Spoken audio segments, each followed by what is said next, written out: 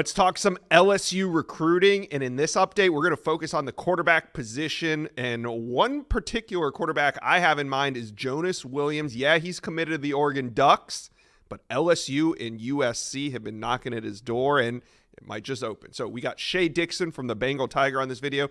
We're going to get into LSU's recruiting board at the quarterback position. But before we do that, Tiger fans, do me a favor right now. Jump on board the On3 Recruits channel. This is the best recruiting channel on all of YouTube, and we want you to be a part of it.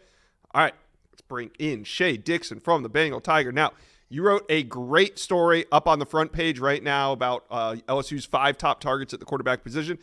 I want to start with Jonas Williams. We've been talking him a lot on this channel. Steve Wiltfong brought the intel that, hey, Jared Curtis is a top target for Oregon, but they already have Jonas Williams committed, and it sounds like USC and LSU are trying to capitalize on that. What's the latest between LSU and Williams? Yeah, I think what Wiltfong said is spot on about Jared Curtis, who On3 has ranked as the top quarterback in the class right now. Oregon pursuing him while having a quarterback committed, and a very highly ranked one at that. And Jonas Williams was newsworthy. I think it's just as newsworthy now that Jonas Williams is openly talking about taking visits to 2 schools, Southern Cal and LSU.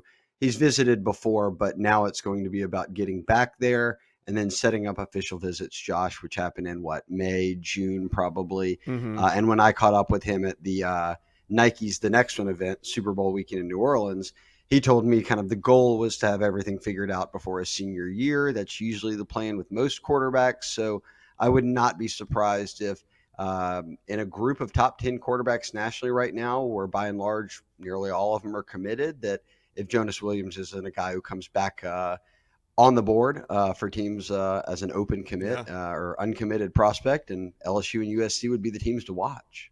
Yeah, so I don't know if you would put Jonas Williams right now at the top. Now, we're going to talk about 4 more names, and we're splitting hairs here because they're all top quarterback targets for LSU. But when we look at Jake Fette at Arizona State commitment, it seems to me, just talking to you off the record, it seems to me like he's the priority right now for LSU and Joe Sloan. I'm looking at the names as we talk about them, and I wrote this article on the Bengal Tiger about 5 names to really watch, and he's one of them, certainly. I don't know the order per se, because I think you also then balance in, Josh, how likely is a guy to flip? Most of these guys, all but one, are committed to a school right now, and then kind of how do they order out things from there? Now, I feel comfortable saying there's 5 guys they're really after. Fette firmly, I would say, is in the top group of that mix.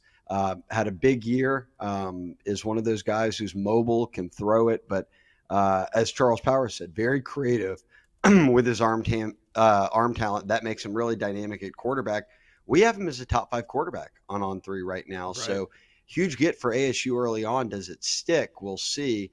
Look, he's been committed since September, so this wasn't him committing after they made the playoffs or anything like that. But at the same time, keeping his options open, including an offer from LSU, and listening to Joe Sloan, I think is something that points to me, hey, look, this could be a kid who ends up visiting this spring, potentially even on an official.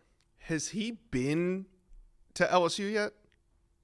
He's not, so that would be a first visit. And he's pretty mum on where things are, but between him reporting the offer and talking to sources on my end, I do know that he's at least listening. And look, Josh, this is all sort of new. Now, look, Joe Sloan never stopped recruiting any of these guys. Jonas Williams said he's talked to him pretty much every week since 9th grade. Jonas Williams is about to be a senior in the fall. But when Bryce Underwood flipped from LSU to Michigan in the 11th hour with the historic NIL deal and all that, suddenly 2026 quarterbacks, like top guys, became much more of a realistic option. I don't know how many top guys were going to follow Underwood. LSU just didn't take a quarterback out of the high school crop. Yeah. They took Michael Van Buren in the portal from State after he had his freshman year and played a ton. So he's the backup to Nussmeier. But from talking to a guy like Jonas Williams, he said, hey, look, that caught my attention in a big way, because not only did they not get their top quarterback, they didn't take anybody. So this 2026 cycle is one you can't skip. And I think they're going to end up with one of these top 10 guys. All right, let's talk about another pair of committed quarterbacks. We got Keyshawn Henderson and Dia Bell. Keyshawn Henderson's committed to Houston, Dia Bell, Texas. Obviously, Keyshawn Henderson would be the more attainable out of the two, right? I don't know. Houston's NIL. I mean, when you've got Fertitta and Mattress Mac and everybody else back in the program, we've seen what they've been able to do on the basketball front. I'm not saying that Willie Fritz is, I'm not putting that expectation on him, but they're going to be able to recruit some high-end talent. And Josh, look right now what Maryland's doing. They've got five-star Zion Ely committed as the in-state guy. Emmanuel Iheanacho, another guy who's a five-star offensive tackle in-state, is very seriously looking at Maryland. I talked to all three of those guys, including Keyshawn Henderson, who's committed to Houston, and all of them talk about this hometown hero. For Houston, the slogan is key to the city. But look, when you talk to other recruits too, Henderson's recruiting guys to Houston. Now, 12 months can change a lot, but I know we're in the NIL world. Houston isn't struggling on that front. So you're going to have to beat out Houston with more than just NIL money for a guy like Keyshawn Henderson, who's blown up in a very big way and landed an LSU offer and firmly put himself in that top group of guys that they're going after. All right. Well, tell me about Bo Bentley. He's out of Salina, Texas, 6'3", 200 pounds, a top 20 overall quarterback. Where does LSU stand with him? And he is uncommitted. This is the one I'm really paying attention to beyond that initial group of committed guys that we've talked about for a while. One, he's their most recent offer. He landed it right when that January eval period ended, Josh. And look, it was Ohio State. I'm looking at his thing right now. Oklahoma. All those offers came in the span of about a week, 2 weeks. When coaches hit the road in January, they get back, they go over the board, and Bentley got some big offers. Now, coming out of Texas, I think LSU is one that geographically speaking makes some sense. That, as I said, they didn't take a quarterback after Underwood in last year's class. And he's really a late riser relative to kind of being recruited nationally, because I caught up with Charles Power this morning, our On3 National Director of Rankings and Scouting, and he said, look, Bentley's going to blow up because he just played his first year this past season as a starter, as a junior, and they went to state. So I think that Ohio State, LSU, Oklahoma are probably just the beginning, but he's one that's already locked in a visit. He'll be on campus in March. He'll make an official visit to LSU. So Bo Bentley, definitely a guy coming out of a border state for LSU that I think we'll be talking about until we see a quarterback domino fall in LSU's favor. All right, Shea, LSU fans want me to ask, who do you think LSU is going to end up with from this group? On3's honored to announce the next stop of the Next Greatest Generation Tour at Bryant High School in Bryant, Arkansas. In partnership with the Army National Guard, we are proud to recognize Bryant High School as a Team of the Year. The Bryant Hornets have established themselves as one of the most dominant high school football programs in the country.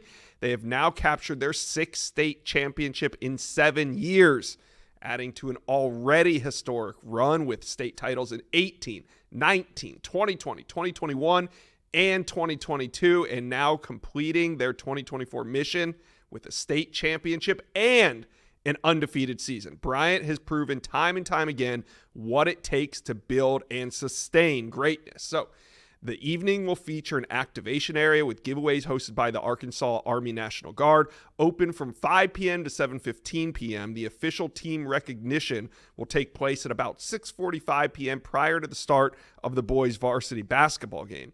This marks the 4th stop of the NGG Tour. Past stops this month have included Asheville High School, Appalachia High School, and Cherokee High School. Please join us in congratulating Bryant High School on this incredible achievement. We look forward to celebrating the Hornets this Friday as part of the Next Greatest Generation Tour. I think at this point, if you end up with one of Jonas Williams or Jake Fette or Bo Bentley, you feel pretty good about things, right? And as you said, Diabell, they're on him hard, but can you flip him from Texas? Keyshawn Henderson, the same, but a lot of teams are going to try to flip him from Houston. That's true. I think they've got a really long relationship, at least dating back a while, with Fette and with Jonas Williams. We've seen Jonas Williams talk it up, and then at the same time now getting into the mix at the same time as kind of the other top teams did with Bo Bentley, puts him into that group. So I think it's going to be one of those three would be my guess.